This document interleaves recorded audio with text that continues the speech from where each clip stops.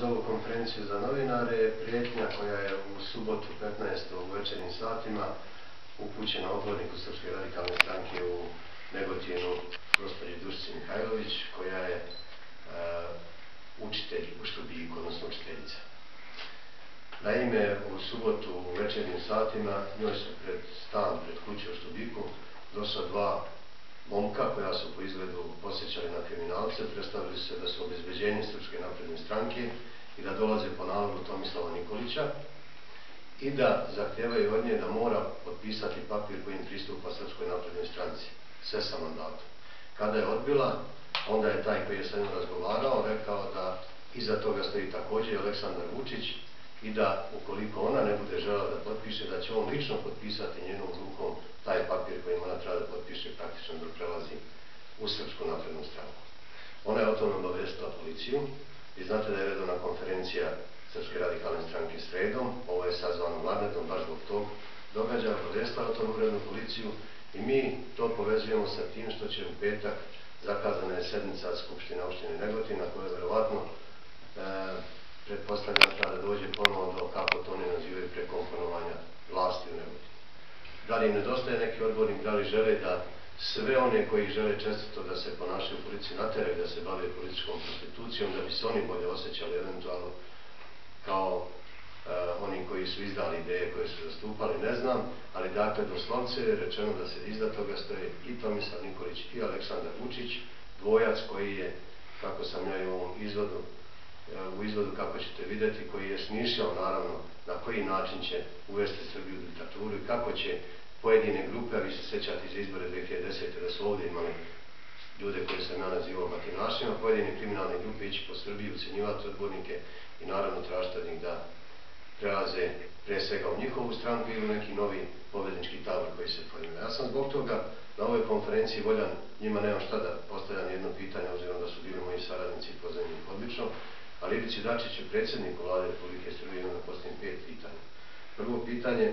obzirom da je slučaj prijavljen policiji, možemo li mi iz Srpske radikalne stranke očekivati istragu i da li ćemo ikad saznati rezultate te istrage, pošto 2010. godine, kada su nas napali ispred stranačkih prostorija batinaši, kako sam tada rekao, Vučićevi,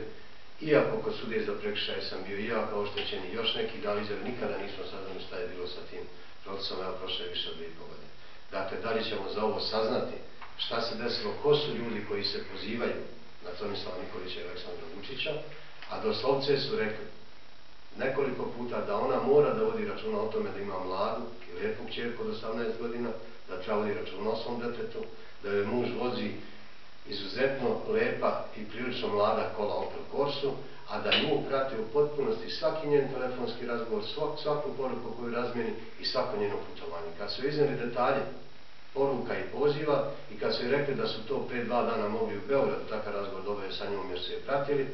ona je se zaprepastila s obzirom da je sve bilo tačno o tome što su rekli i u stvari shvatila je da iza toga stoji jedna vrsta državnog kriminala. Drugo pitanje za Ivicu Dačića, ako je u pitanju državni terorizam, dakle, otkud ljudima koji se prave kriminalom mogućnost da dolaze do podataka tipa prisluškivanje razgovora, kretanje ličnosti i ko to sme da koristi državni resurs da se bavi takvim jednim radom, pre svega koji je namijenjen da bi se neki politički neistomišljenici, odnosno politički protivnici naterali da ulaze u neke tabore. Odnosno, ako nije u pitanju državni terorizam, neka kaže da li je otkud njima mogućnost da to uopšte rade na takav način. Da li su i ostalim opštinama u Srbiji u proteklih nekoliko nedelja primenjivani ovakvi demokratski metodi prilikom prekomponovanja vlasti, a dobijamo svakodnevne informacije i da li je Ivica Dačić kao predsjednik Vlade Republike Srbije najodgovorniji za ovu situaciju i da li on to uopšte podržava. Dobijamo informacije na koji način su odgovornici. Pre sedmicama tretiraju, pritiskaju i tako dalje. Da li Socijalistička partija podržava ovakav vid prekomponovanja vlasti u Srbiji? Neka se otvoreno izjasni, obzirom da je predsjednik Vlade i predsjednik Socijalističke partije, trebalo bi da otvoreno kaže da li je dozvoljeno sve da bi se upodobila vlast na lokalnom nivou željama onih koji redovno ujutru ne popiju tablete pa pomisle da taj dan mogu da rade šta god hoće.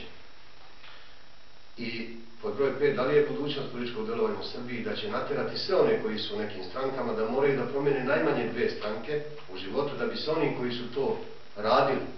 osjećali prijatno.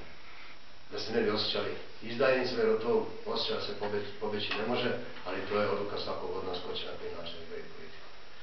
Dakle, to je što se tiče teme konferencije za novinare. Ako vas nešto zanima iz lokalnih